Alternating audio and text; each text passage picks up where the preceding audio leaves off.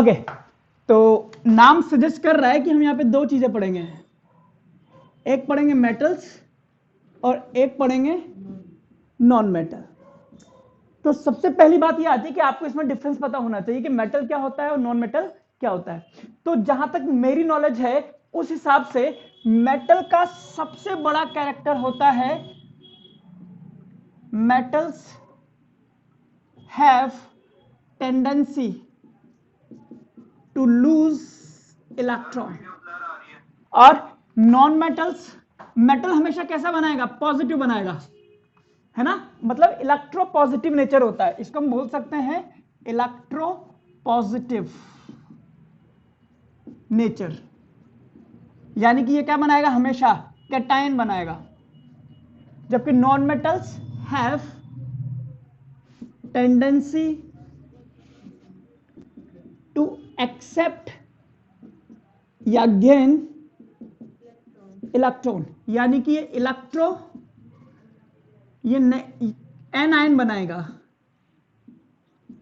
ये मेन चीज है।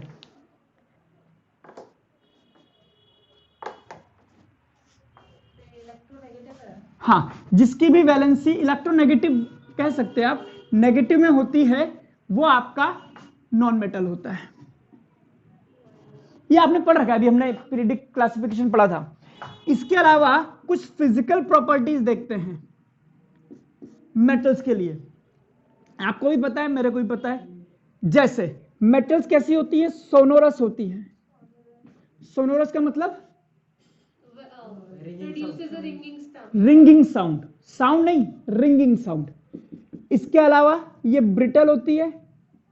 नहीं होती। ये मेलिएबल होती है। मेलिएबल बोले तो थिन शीट्स में कन्वर्ट कर सकते हैं, शीट में, है ना, जैसे दरे दरे बनी होती है। इसके अलावा डक्टाइल होता है, तार खींच करके आप इसकी वायर बना दो, लकड़ी की वायर नहीं बनती है, ठीक है। लस्ट्रस होती है। लस्ट्रस इसलिए होती है क्योंकि इसके पास फ्री इलेक्ट्रॉन्स होते हैं। शाइनी सरफेस होती है। और बोलो, कंडक्टर होता है ऑफ इलेक्ट्रिसिटी एंड हीट। हाँ, जनरली हार्ड होते हैं, एक्सेप्शन सोडियम। अच्छा, मरकरी लिक्विड होता है, सोडियम से कट हो सकता है ना, हार्ड तो है, ऐसा नहीं कि हार्ड का मतलब कट नहीं हो सकता, ठीक है, सॉलिड स्टेट में होते हैं सर ज्यादा, ठीक है, ओके। इसकी बात करते हैं, नॉन सोनोरस होगा, non malleable, non ductile, non lustrous, non conductor या पुअर कंडक्टर। Exception graphite. पता है मुझे, आप लोग सब पढ़े लिखे लोग हैं। जनरली ये गैसेस होती हैं, ठीक है, जनरली सॉलिड होता है ये आपके वैसे तो सॉलिड लिक्विड गैस तीनों होते हैं। पहले आप ये लिख लीजिए, फिर एक बार देख लेते हैं अपने पास नोट्स में क्या क्या है। हार्ड होते हैं तो इनका हाई मेल्टिंग पॉइंट होता है, इनका होता है low melting point and boiling point. Soft होती हैं जनरली, ठीक है। और एक बार नोट्स में से पढ़ भी लीजिए, आपके सामने नोट्स हैं, एक बार मैं पढ़ देता हूं। मेटल्स के लिए पढ़ता हूं। Metals are malleable, can be beaten into thin sheet with a hammer, यानी कि ये आपके पास कैसा है? मेलिएबल है। Metals are ductiles, metals are good conductors, lustrous, generally hard, strong, solid at room temperature, high melting point, boiling point, high density होगा, sonorous होगा। और मेटल्स आर साउंड, अच्छा, मेटल्स फॉर्म रिंगिंग साउंड, ठीक है, okay. इसके अलावा non metals में non malleable, non ductile होता है, नॉन कंडक्टर होता है, नॉन लस्टरस होता है, और वही सब है। चलिए, कुछ बातें इसमें जो हमें समझनी है वो होती है कि मरकरी के साथ साथ गैलियम और सीजियम, मुझे नहीं पता था गैलियम दे देंगे ये, मरकरी के साथ साथ गैलियम भी आपके पास लिक्विड होता है। एक्सेप्शन में दोनों लिक्विड होते हैं।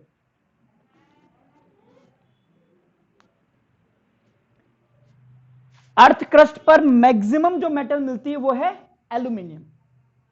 सबसे ज्यादा अर्थ क्रस्ट पर कौन मिलता है? एल्यूमिनियम मिलता है, और उसके बाद आयरन। ठीक है, इसलिए एल्यूमिनियम आयरन से थोड़ा सा सस्ता होता है। चलिए, अच्छा, बेस्ट मेलिएबल मेटल कौन सी है? नहीं, गोल्ड।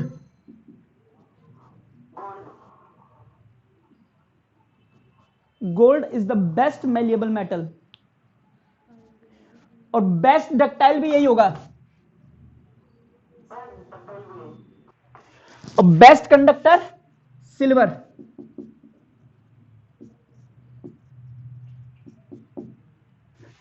और poor conductor lead.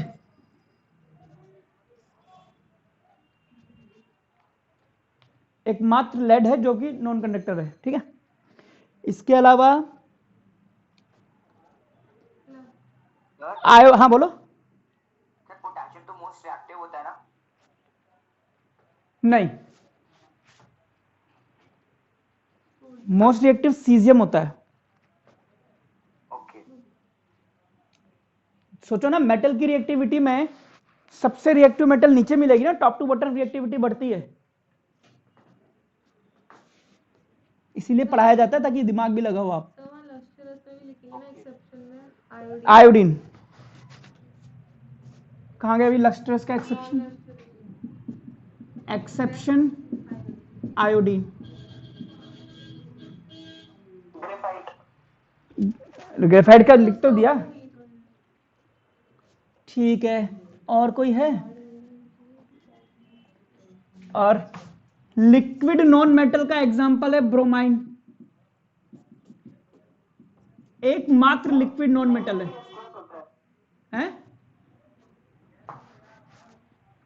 Bromine is the only liquid. Diamond की बात नहीं करेंगे, डायमंड खुद की लस्ट्रस से नहीं होता, लस्ट्रस में काउंट ही नहीं होता डायमंड, सीधी सी बात है।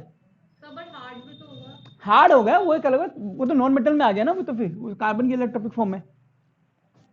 डायमंड हार्ड हो सकता है, हार्ड में लिख सकते हो, कहाँ है भाई? बट डायमंड हार्ड, क्योंकि पता है डायमंड जो होता है खुद की लाइट नहीं देता, जो बाहर से लाइट डालते हो फिर वो घूमती रहती है, उसकी वजह से चमकता है। डायमंड का खुद का लस्ट्रसनेस थोड़ा ना है। ठीक है, और hydrogen is a non metal which can forms positive ion, ये तो पता ही है आपको। तो this was the main characters. आगे बढ़ते हैं। हाइड्रोजन से नॉन मेटल में काउंट होता है। Hydrogen is a non metal, 17 बार बता चुका हूं मैं ये।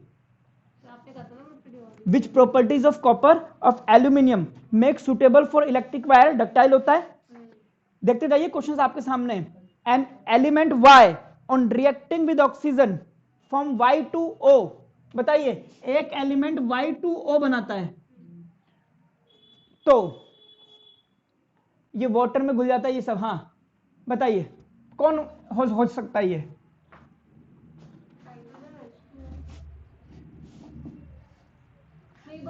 एक मेटल है, Y इज अ मेटल। तो कैसे पता करते हैं? Y की वैलेंसी क्या हो सकती है? +1 ना। +1 में कौन आता है? Lithium, sodium, potassium, rubidium. अब इनमें से आंसर हो सकता है। तुम तो हाइड्रोजन लेकर के बैठे हो। इसमें बहुत इंपॉर्टेंट चीज पढ़ेंगे हम, ऑक्साइड कैसे बनाते हैं ये, इनके ऑक्साइड का क्या है क्या नहीं, वो सारी चीजें। अगर ये Y मेटल है तो मेटल में से इनमें से हो सकती है, और अगर ये नॉन मेटल होता तो हाइड्रोजन, अगर होता तो हाइड्रोजन हो सकता था। ठीक है, ओके।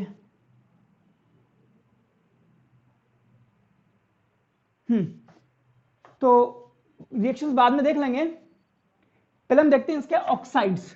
हेडिंग डालिए, ऑक्साइड्स।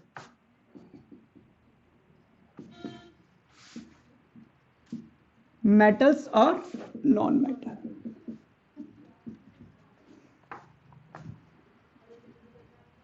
आइए, मेटल के ऑक्साइड की बात करें तो हम बात कर सकते हैं सोडियम ऑक्साइड की।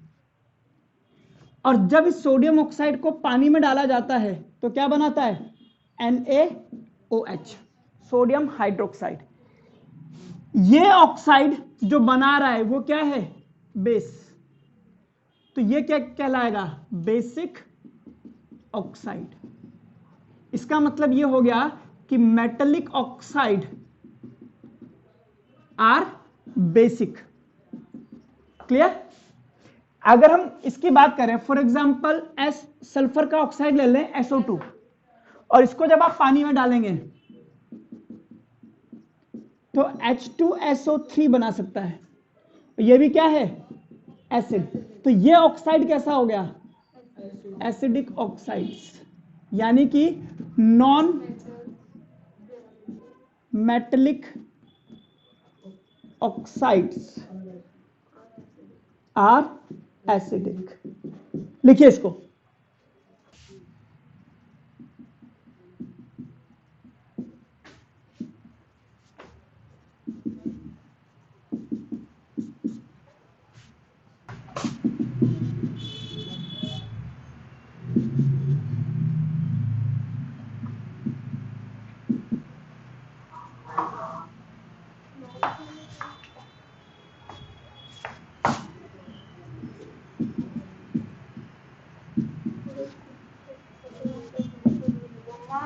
हाँ बेटा।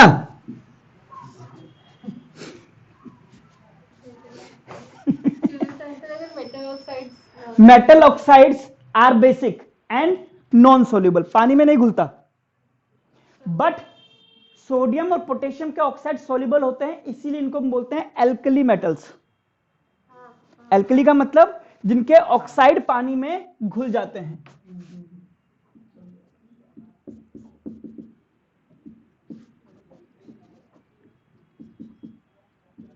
दोज ऑक्साइड्स, सोल्यूबल ऑक्साइड्स कह सकते हैं, सोल्यूबल मेटेलिक ऑक्साइड्स एल्कली कहलाते हैं। सोडियम और पोटेशियम के घुल जाएंगे और मैग्नीशियम का पार्शियली घुलता है। मम्मी को बुला रही थी बेचारी ने, माइक ही बंद कर दी। आइए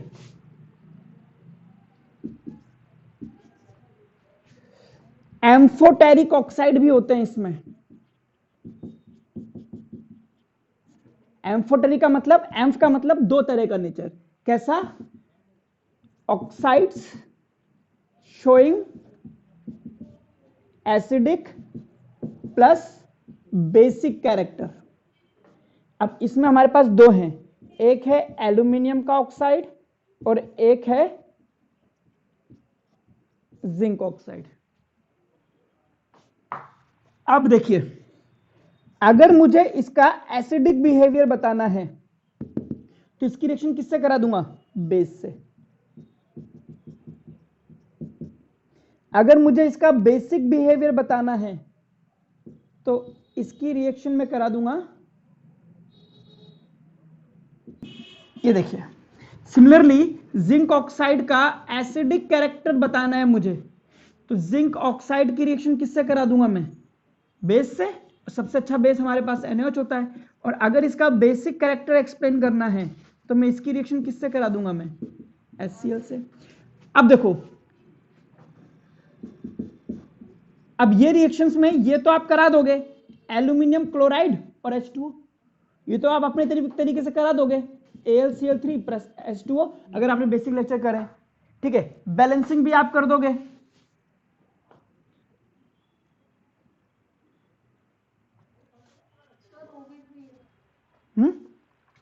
दो एल्यूमिनियम हो गया, 6 हो गया, 6, और इसको मैं 3 से मल्टीप्लाई कर देता हूं।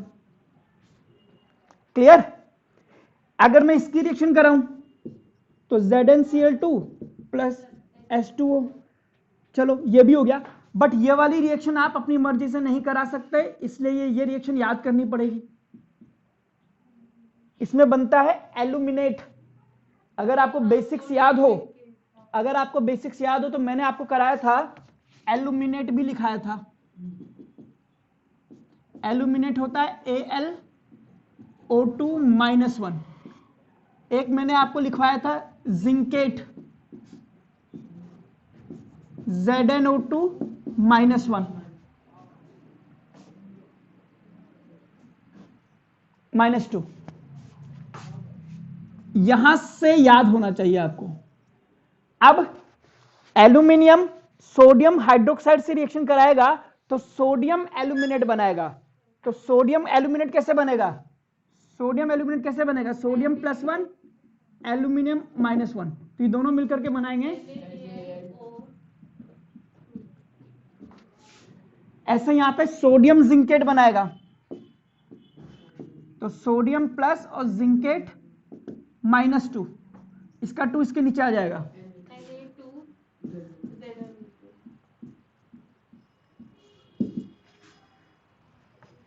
और यहां बन जाएगा वाटर। बैलेंसिंग आप कर देना। ये रिएक्शन लिखिए जल्दी से।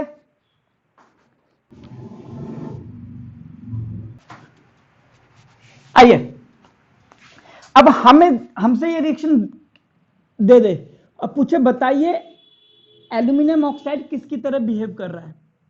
आपको दिख रहा है बेस है ये क्या है? सॉल्ट, और ये क्या है? वाटर। ऐसी कोई चीज जो बेस से रिएक्शन करके सॉल्ट और वाटर बनाती है वो क्या होती है? एसिड। इसीलिए हम कह सकते हैं एल्यूमिनियम ऑक्साइड का नेचर इसमें क्या है? Acidic nature. ऐसी कोई चीज जो एसिड से रिएक्शन करके सॉल्ट और वाटर बनाती है वो क्या होती है? बेस। तो इसमें किसकी तरह बिहेव हो रहा है इसका? Base. Same for this one, base से रिएक्शन करके सॉल्ट और वाटर बना रहा है तो ये एसिड हो गया, और एसिड से रिएक्शन करके सॉल्ट और वाटर बना रहा है तो ये बेस हो गया। सिंपल। आइए, नॉन मेटल के ऑक्साइड कैसे होते हैं? एसिडिक और न्यूट्रल। न्यूट्रल में हमारे पास आता है NO, एसिडिक में होता है CO2, SiO2, ठीक है, SO2, ये सब एसिडिक होते हैं। NO, CO, N2O, ये सब आपके न्यूट्रल ऑक्साइड है। अब इस चैप्टर में ये सारी चीजों में एक तो ये रिएक्शन, ठीक है, और एक जो मैं अब पढ़ा रहा हूं ये चीज याद होनी चाहिए, बाकी सब इजी है। यही चीज बच्चे याद नहीं करते, फिर बाद में कहते हैं सर क्वेश्चन गलत हो गया, जबकि बता के करवा रहा हूं मैं। रट्टा है वैसे तो याद ही करना है आपको। लिखिए रिएक्टिविटी सीरीज, लिखवा देता हूं मैं आपको ताकि ये चीज थोड़ा सा इजी पड़ जाएगी। आप रिएक्टिविटी सीरीज पेपर पर ऊपर से नीचे की तरफ लिखना, एक खाली पेज पर इस तरह से ऊपर से नीचे की तरफ लिखना ऐसे, ठीक है। मेरे पास जगह भर जाएगी तो मैं इसके बाद की नीचे ना लिख करके इधर लिख दूंगा, आप सिंपल ऊपर से नीचे की तरफ लिखना।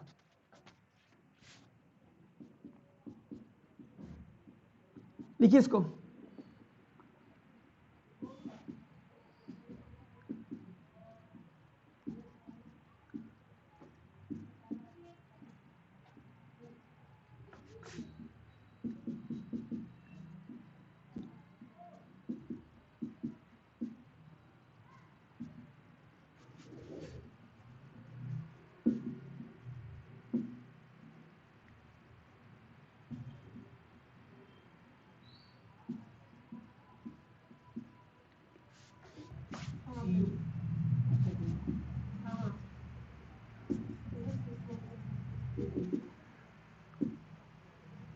कहां पर? सीडी?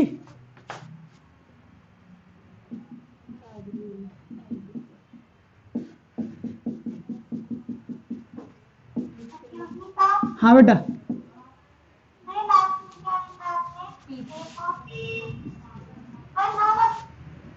PT platinum. एक सेकंड, अभी मैं बैटरी चेंज करता हूं। ये आपके पास गोल्ड है, ये सिल्वर है, ये मरकरी होता है। आइए इसको याद कैसे करेंगे? ऊपर से नीचे की तरफ लेके बारात, नाका, मजे से आला।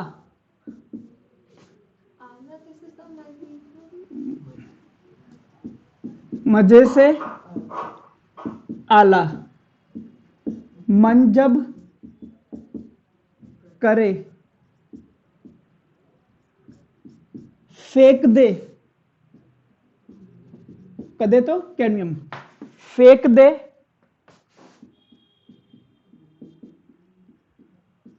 निगाहें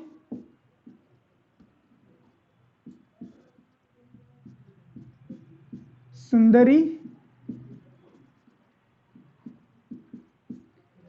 प्यार भरी, हाँ क्यों मरने आगे आऊं पिटने।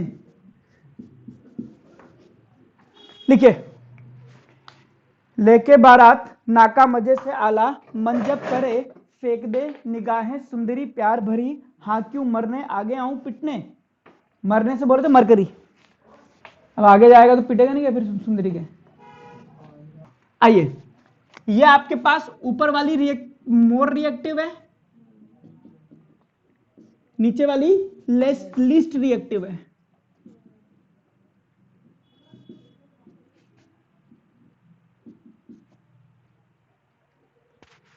और इसके लिए एक बात लिखिए, लिखिए इसमें पहली बात साइड में,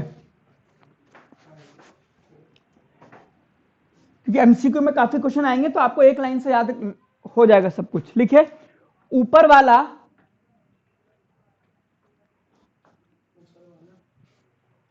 वाला नीचे वाले को, ऊपर वाला नीचे वाले को नीचे वाली के, ऊपर वाला नीचे वाले को नीचे वाली के सॉल्ट सॉल्यूशन से डिस्प्लेस कर देता है, डिस्प्लेस कर देता है।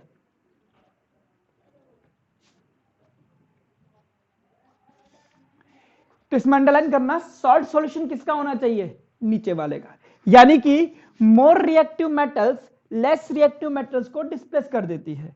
अब मैं आपके सामने एक रिएक्शन लिखता हूं,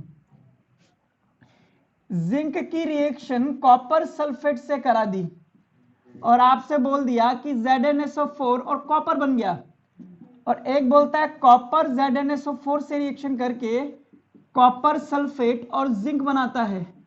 तो कौन सी रिएक्शन सही है, कौन सी रिएक्शन गलत है? तो आप सिर्फ ये देख लीजिए कौन सी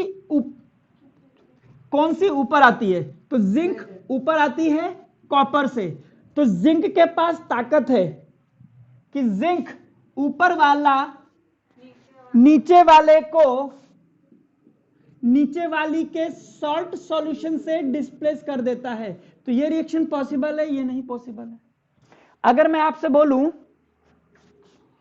कि एल्यूमिनियम जिंक सल्फेट से रिएक्शन करता है और एल्यूमिनियम सल्फेट बनाता है, और जिंक एल्यूमिनियम सल्फेट से रिएक्शन करता है और जिंक सल्फेट और एल्यूमिनियम बनाता है, ए और बी। तो यहां भी हम देख सकते हैं ऊपर वाला नीचे वाले को, तो ये तो रिएक्शन पॉसिबल है, बट ये रिएक्शन पॉसिबल नहीं। तीसरी चीज, जिंक की रिएक्शन ZnSO4 से कराई और आपने बना दिया ZnSO4 प्लस जिंक, आपको पता ही नहीं लगेगा कि रिएक्शन हुई है नहीं हुई है, तो ये भी रिएक्शन पॉसिबल नहीं होती। लिख लीजिए। और दूसरी बात लिखिए इसमें, हाइड्रोजन से नीचे आने वाली मेटल्स, यानी कि ये वाली कॉपर, ये सब हाइड्रोजन से नीचे आने वाली मेटल्स एसिड से रिएक्ट करके हाइड्रोजन गैस डिस्प्लेस नहीं करती, यानी कि रिएक्शन नहीं करती, क्योंकि लेस रिएक्टिव है ना ही इनका कोरोजन होता है। अगर आपसे बोल दे ऐसे मेटल बताओ जिसका कोरोजन होता ही नहीं है, सबसे बेस्ट आंसर कौन सा है? प्लेटिनम। अब प्लेटिनम नहीं है तो फिर वो भी नहीं है, तो वो भी नहीं है, तो फिर मरकरी। फिर ऐसा आंसर देते हैं। चलिए, नहीं करती है, और इसी रिएक्टिविटी सीरीज के बेस पर ही मैं ये टॉपिक पढ़ा रहा हूं जो बहुत इंपॉर्टेंट मैं बताने जा रहा हूं। इसी रिएक्टिविटी सीरीज के बेस पे होता है वो भी। इसके बहुत से एमसीक्यू मिलेंगे आपको। लिखिए मेटल्स रिएक्शन विद वाटर।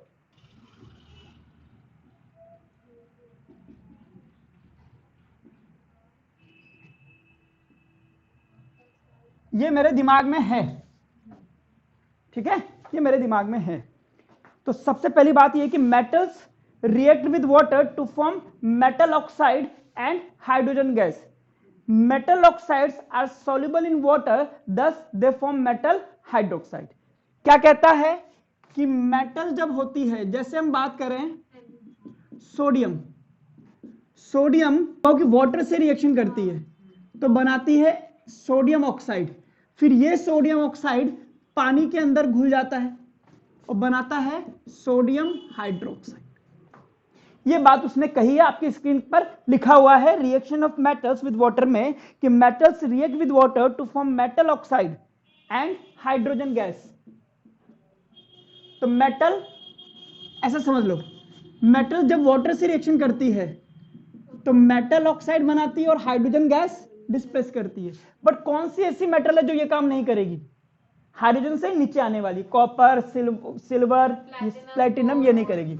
और फिर ये मेटल ऑक्साइड जो होता है वाटर से रिएक्शन करके सोडियम हाइड्रोक्साइड बनाता है। पोटेशियम और सोडियम ये बहुत ही हाईली रिएक्टिव मेटल है।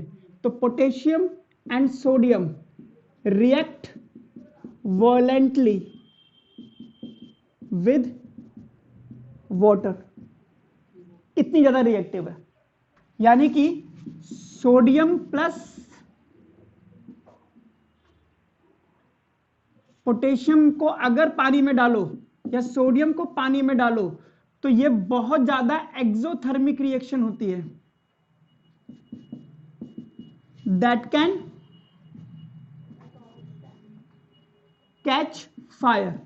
आग भी लग जाती है। इवन सोडियम के दानों को कैरोसिन की बोतल में बंद करके रखा जाता है, क्योंकि सोडियम को अगर आपने खुला भी रख दिया तो वो आग पकड़ लेता है। तो इवन अगर आप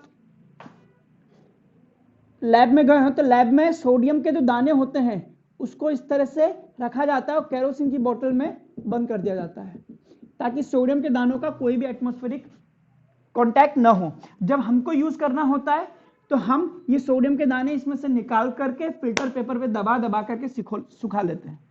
हमें जो पड़ती थी 2 की, हम निकालते थे 10, बाकी के 8 वो जो सिंक होता है उसमें ऐसे मारते थे हम, क्योंकि जाते पटक आवाज आती थी। छोटे छोटे दाने होते थे, लेकिन अगर उन दानों को आपने इकट्ठा करके जेब में रख लो कि घर पे ले जाएंगे तो कच्चे तक जल जाएंगे अंदर से, ध्यान रखना। तो ये आपके पास दिक्कत होती है। ये आपके कोल्ड वाटर से रिएक्शन कर जाती है, ये इतनी ज्यादा रिएक्टिव होती है सोडियम। अब आगे पोटेशियम। पोटेशियम थोड़ी सी कम, ये कैल्शियम थोड़ी सी कम रिएक्टिव है, can react with water to form calcium hydroxide और हीट निकलती है। बट इसमें आग नहीं लगती। याद कीजिए चूने का पानी आग नहीं लगती, गर्म होता था।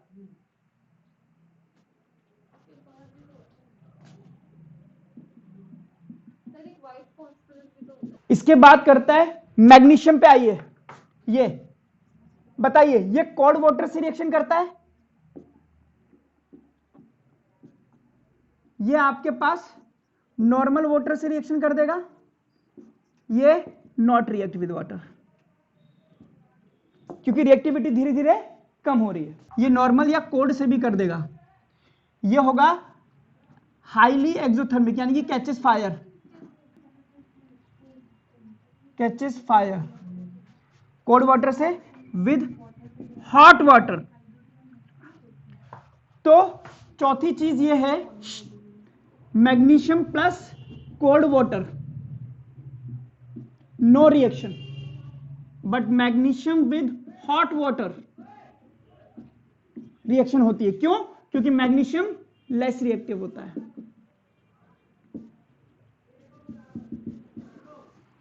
इसके अलावा नीचे आइए, एल्यूमिनियम, जिंक और आयरन, ये और ज्यादा रिएक्टिव हो गई, सॉरी लेस रिएक्टिव हो गई। और नीचे आ गया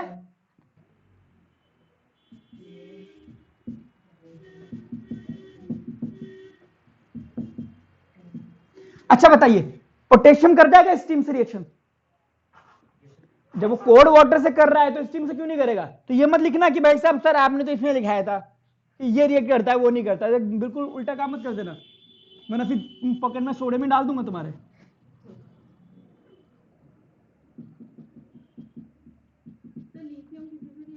कर देगा और क्या। ये चीज बहुत पूछी जाती है, ध्यान रखना। ये कोल्ड वाटर से, ये नॉर्मल से भी कर लेगा, ये हॉट वाटर से, और फिर ये स्टीम से।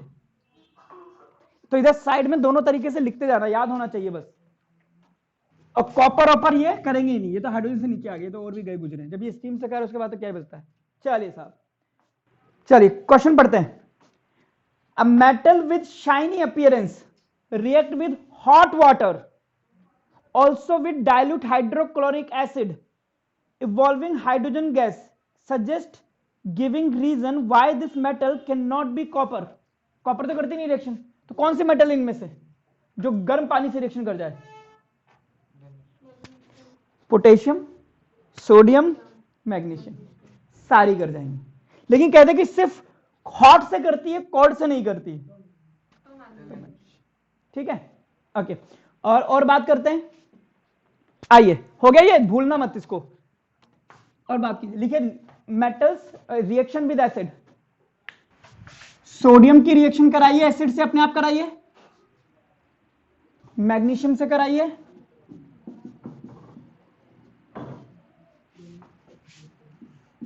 एल्यूमिनियम की कराइए, जिंक की कराइए, और आयरन की कराइए।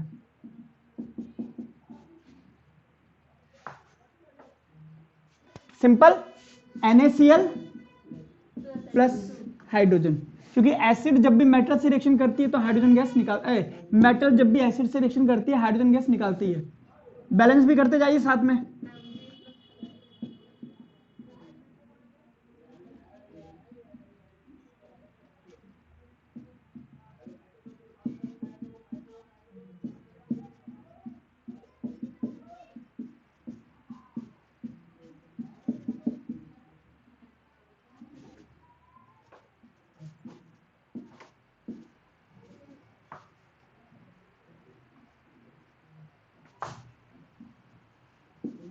यहाँ पे 2 आएगा सर, H2 के आगे 3 आएगा। और यहाँ रुक पे तो 6 जा, आएगा। रुक तो जाओ। यहाँ पे 3।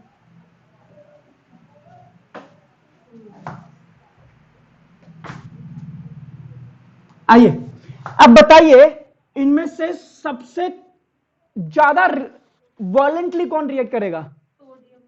सोडियम। सोडियम वाला। बहुत वॉलेंट होगी ये रिएक्शन। ये फास्ट हो सकती है बट वॉलेंट नहीं होगी। और कौन रिएक्शन ही नहीं करेगा? कॉपर, Ag, मरकरी, प्लेटिनम, ये सब रिएक्शन नहीं करेंगे। लिख लीजिए इसको। तो लास्ट क्लास में हमने जो बहुत इंपॉर्टेंट बात बताई थी वो ये थी कि रिएक्टिविटी सीरीज के बेस पर हमें ये पता करना है कि सोडियम और पोटेशियम जो हैं ये तो बहुत वॉलेंटली रिएक्शन करते हैं अगर हम पानी की बात करें, है ना। जबकि मैग्नीशियम जो होता है वो हॉट वाटर से रिएक्शन करता है और इसके बाद वाली रिएक्टिव मेटल्स स्टीम से रिएक्शन करती हैं, जबकि कॉपर ऑपर तो करती भी नहीं है। तो हमने छोटी छोटी बातें करी थी। हमने ये भी बात करी थी कि ऊपर वाला नीचे वाले को नीचे वाले के सॉल्ट सॉल्यूशन से डिस्प्लेस कर देता है। ऐसा नहीं कि आयरन ने कॉपर सल्फेट से रिएक्शन अगर कर लिए तो कॉपर जो है आयरन सल्फेट से भी आयरन को अलग कर सकता है, depend on the reactivity. The metal which is higher in reactivity can displace the metal which is lower in reactivity. Okay, तो ये सब इतनी तेजी में इसलिए बता रहा हूं क्योंकि 5 मिनट में खत्म करने वाला हूं क्लास। चलिए लिखिए, electron dot structures, electron dot structures of ionic compounds. पहले एक नोट लिखते हैं। देखो, अगर मैं आपसे बोलता हूं कि मेटल और नॉन मेटल जब रिएक्ट करती हैं तो किस तरह का बॉन्ड बनता है, मैंने कहा मैं भूल गया। तो कोई भी एक मेटल ले लो और कोई भी एक नॉन मेटल ले लो। मेटल में बताओ आपके दिमाग में सोडियम आता है, और कोई भी नॉन मेटल की बात कर लो। नॉन मेटल में अगर आप बात करते हो नेगेटिव वाला, तो सोडियम और क्लोराइड, कौन सा बॉन्ड है इनके बीच में? आयनिक बॉन्ड, और इसीलिए ये बनता है हमारे पास आयनिक कंपाउंड्स। यानी कि मेटल नॉन मेटल किस तरह का कंपाउंड बनाते हैं? Forms ionic compound. क्लियर? और अगर मैं नॉन मेटल की बात करूं तो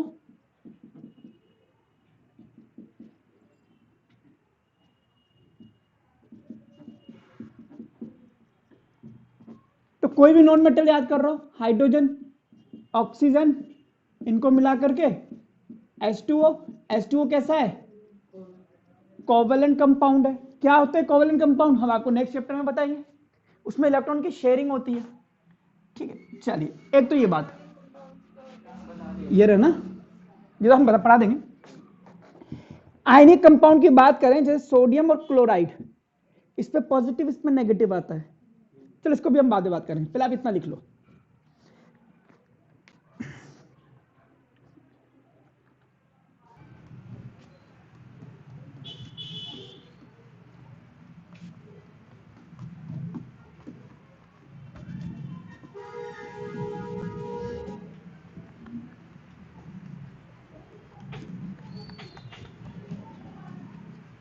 आइए एग्जाम्पल लेते हैं पहले NaCl का। सोडियम का इलेक्ट्रॉनिक कॉन्फ़िगरेशन होता है 281, और आप जब भी इलेक्ट्रॉन डॉट स्ट्रक्चर बनाओगे आयनिक कंपाउंड्स की, तो सिर्फ बाहरी वाले शेल में जो इलेक्ट्रॉन है वही लिखे जाते हैं। यानी कि इसको मैं लिख सकता हूं सोडियम इस तरह से, electron dot structure means electron is represented with a dot and dot represents a electron. अब आप क्लोरीन की बात करो, 287, तो क्लोरीन में कितने इलेक्ट्रॉन होंगे? 1 2 3 4 5 6 7। किसे बाकी के 28 वो नहीं बनाते। अब सोडियम को ऑक्टेट कंप्लीट करने के लिए आउटरमोस्ट शेल में 8 इलेक्ट्रॉन चाहिए, बेसिक लेक्चर में बता चुका हूं, बट एक इसको कोई देगा नहीं 7 इलेक्ट्रॉन से, सॉरी 8 चाहिए तो 7, तो ये एक डोनेट कर देगा। ये एक इलेक्ट्रॉन किसको डोनेट करेगा? इसको।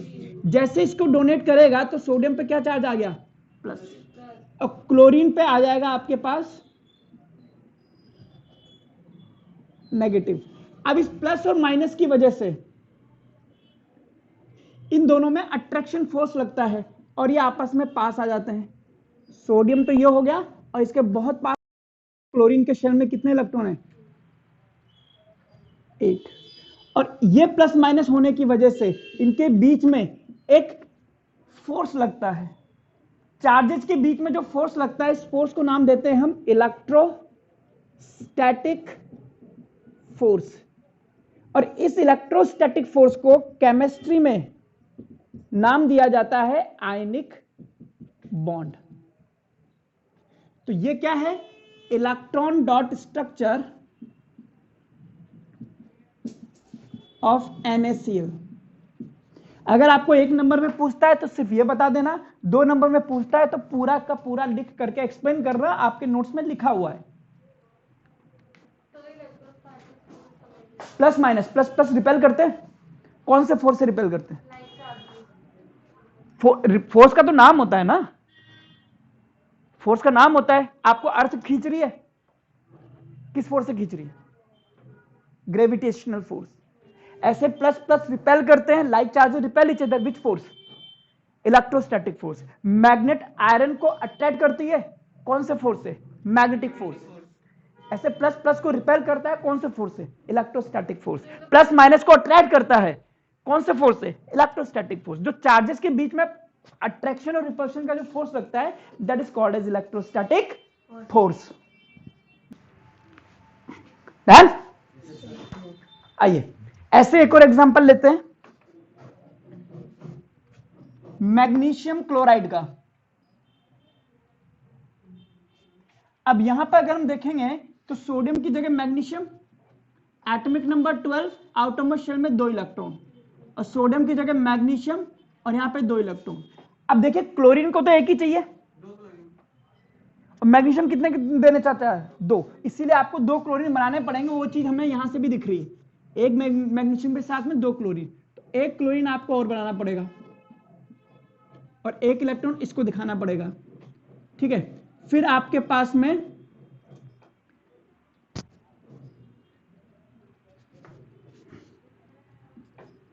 मैग्नीशियम पर आ जाएगा +2 और 2 क्लोरीन पे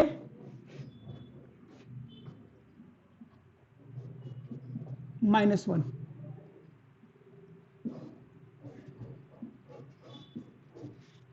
फिर पास बना देना, और तो क्या ही है, और इस 2 को यहां लिख देना।